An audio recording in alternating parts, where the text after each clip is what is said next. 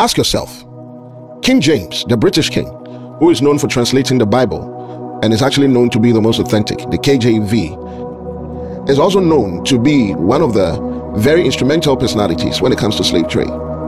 He traded slaves. And everywhere he gathered and kept his slaves, he would name after himself. Jamestown. Does that ring a bell? It is right here in Accra. There's a Jamestown in Jamaica. There's a Jamestown in America.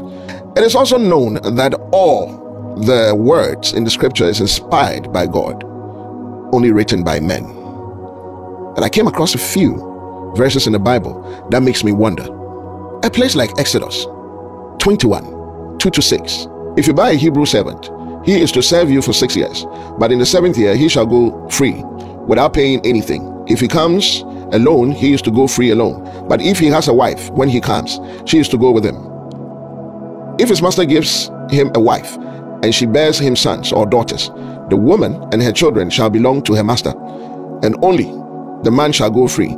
But if the servant declares, I love my master and my wife and my children, and do not want to go free, then his master must take him before the judges.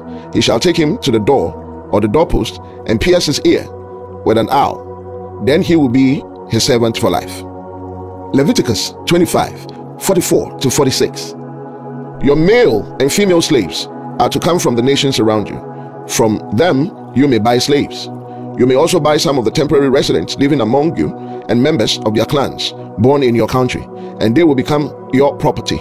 You can bequeath them to your children as inherited property and can make them slaves for life, but you must not rule over your fellow Israelites ruthlessly. Exodus 21, 20-21. Anyone who beats their male or female slave with a rod must be punished if the slave dies as a direct result, but they are not to be punished if the slave recovers after a day or two, since the slave is their property. Exodus 21:32. If the bull gores a male or female slave, the owner must pay 30 shekels of silver to the master of the slave, and the bull is to be stoned to death. Ephesians 6:5. Slaves, obey your earthly masters with respect and fear, and with sincerity of heart, just as you would obey Christ. Ephesians 6:9. And masters, treat your slaves in the same way. Do not threaten them, since you know that he who is both their master and yours is in heaven, and there is no favoritism with him. Colossians 4:1. Masters, provide your slaves with what is right and fair, because you know that you also have a master in heaven. Timothy 6:1.